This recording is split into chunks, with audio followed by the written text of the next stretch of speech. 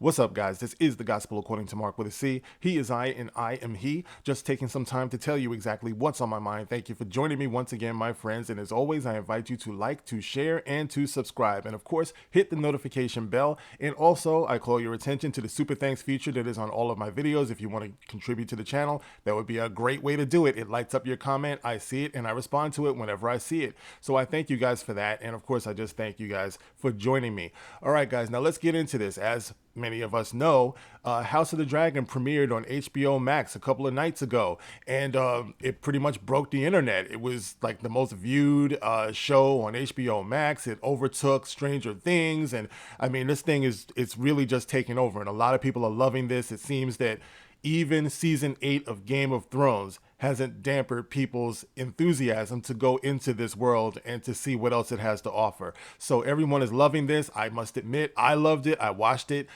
This thing, the world building was amazing. The dialogue was incredible. It was multi-layered. I mean, I mean, it's just one episode, but I think I am going to like this show. Now, of course, no one is going to come in here talking about it's just one episode. You have to see how the whole thing progresses. No. As long as you're liking something, everyone loves it. We should all just be shills, apparently. But I speak on what I believe. I speak on what I see, and what I've seen in this one episode, I like. If I didn't like it, I talk about that.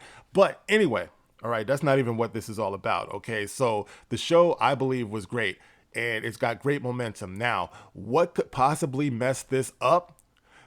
Wokeness.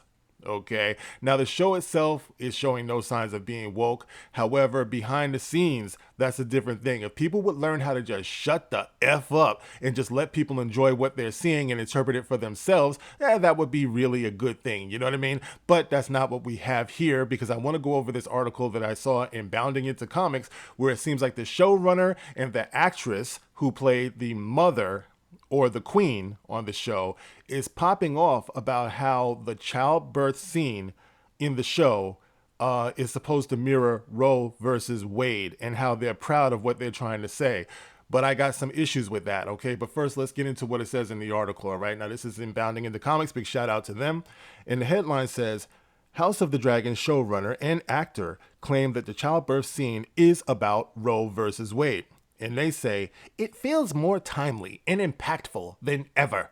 And it goes on to say, the House of the Dragon showrunner Miguel Sapochnik and actress Sian Brooke both recently detailed that in the show's opening episode that the childbirth scene that takes place is all about Roe versus Wade, which is really impressive considering I'm pretty sure there's no such thing as Roe versus Wade in Westeros. But moving on, once again, these people showing their inability to be able to transport themselves into the very world that they're producing. They just have to keep jamming this into it. It's fantasy, but okay. In the House of the Dragon, Sian Brooke's Emma Targaryen goes into labor with what the kingdom hopes is the next Targaryen king. During labor, complications arise, and it's revealed that the baby is breech, meaning the baby's feet are emerging first rather than his or her head. Now, the Grand Master, or Meister, informs Viserys Targaryen about the complication, and he says, during a difficult birth, it sometimes becomes necessary for the father to make an impossible choice, to sacrifice one or lose them both. Okay, keep that in mind. To sacrifice one or lose them both. Viserys approves of an unmedicated cesarean section, and it goes wrong. Emma is pinned down and the surgery is performed. She doesn't survive the surgery and bleeds out, with Viserys weeping over her body.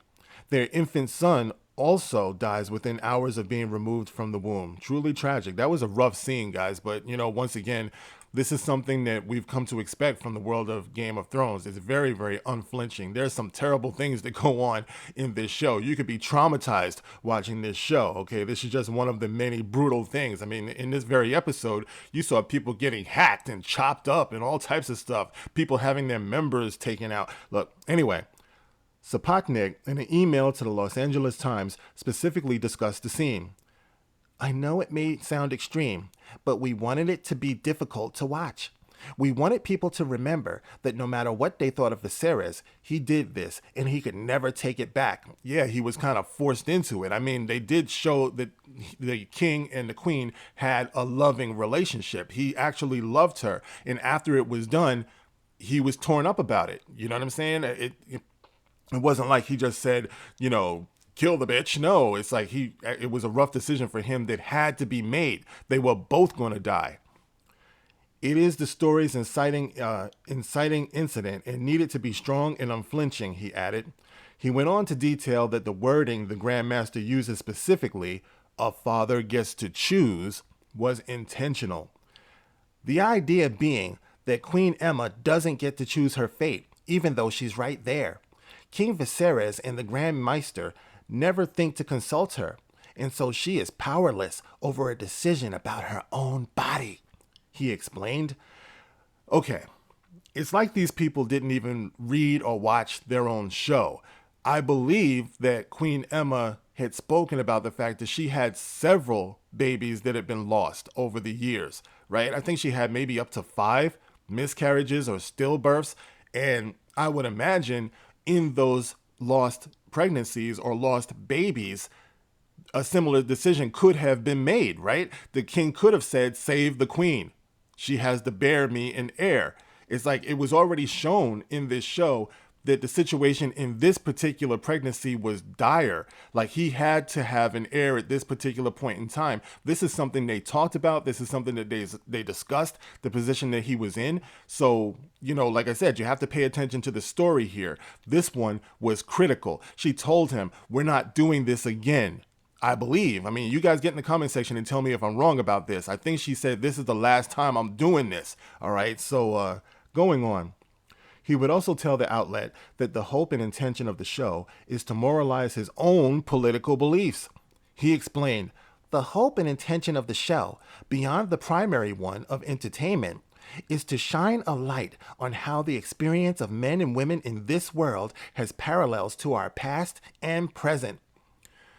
Once again, it's a fictional world, it's a fictional show, and even if you want to get into the past of the society or civilization that we live in, you do realize there are actually some cultures where even if a child was born, if it were a girl and it was a kingdom and they really wanted a boy, even if it wasn't a kingdom, there were some cultures where they would kill that child after the child was born. You know what I'm saying? Like the girl, because men or boys were valued so much, which of course wasn't right, but that's how brutal the world is. We can't take our sensibilities today and put it to the past. If you want to tell a story about the past, that is what they did. You know what I'm saying? So there is no preaching about that. That was just the way it was. I mean, we recognize it as being wrong today, but it is what it was. You know what I mean? Let's see. He went on to inform the outlet that the theme of the childbirth scene is torture writing. Each birth in this show has a theme. Just as battles I've filmed in the past have a central concept, the theme of this birth scene was torture. Ooh, you sicko. The showrunner then made it clear it was all about Roe versus Wade, saying, it feels more timely and impactful than ever. Even actress Sian Brooke would also make it clear the scene was about pushing a political and immoral message.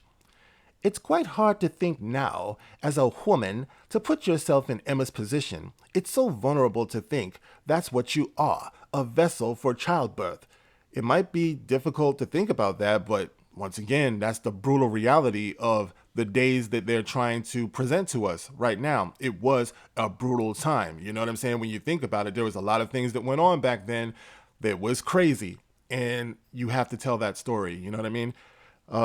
She added, you've got this battle showing man's eternal quest for power and status, and then within that, you've got this woman who's at the mercy of a man's decision. All right, once again, keeping in mind, we're talking about a king, okay? A king who is in a position where he needs an heir at this critical time, okay? How honest to the character would it have been if Viserys had turned to his wife and said, in that moment when she's suffering and they're both gonna die, Okay, it's a foregone conclusion. And he turns to her and says, Honey, what would you like to do? I'll just sit back because, it's not my body. It's your body. So you make the choice. after we already saw him in previous scenes talking about, I need this heir. I need an heir to the throne. I know that it's going to be a male. I need this. The kingdom needs this. Okay? But I guess the whole concept of sometimes the many outweigh, the many outweigh the needs of the few, or the one is lost here. All right? Just give the choice to the woman who is on her way to die. I believe there are going to be probably several scenarios within this series where you see one man sacrifice himself for the better good. For a woman, this would be that. And I believe they actually spoke about that in the beginning of the episode, where the queen is telling the daughter, this is our battle. This is what we do. You know what I mean? So, once again, I don't think they understood their own thing. Why is the showrunner and actress even talking about this in the first place? I would think the one that you should be talking to would be George R.R. Martin, who wrote the story. How did he intend it to be? I don't know. I wouldn't speak for him, but these people, sometimes they need to shut the hell up and let people digest what they're seeing and interpret it on their own. But this is what we're hearing. All right, so anyway, you can read this article, okay? I'm going to leave it in the pinned comment below so you can check it out yourself, because they make some really good points here about how this is not equal to abortion whatsoever. You know, this is about a pregnancy that was wanted by both of them, and tragically, it endangered the lives of the mother and the child, and a decision had to be made by the king. All right, that's the way it is. But the point of all of this is, guys, is that I'm enjoying this show, what I've seen thus far, and a lot of people are too. All right, now if things like this continue, where the virtue signaling gets out of hand, it's going to put a wet blanket on this, and I hope that we don't get a lot of this as a promotion, for this show. We don't need to be spoon-fed politics in order to understand what's going on here. We don't need to be nudged in the direction of how to interpret what we're seeing. All right, we can enjoy what we're seeing.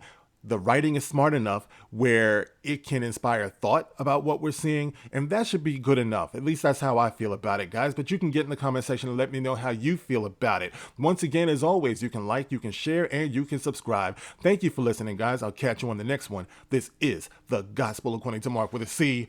Rock on.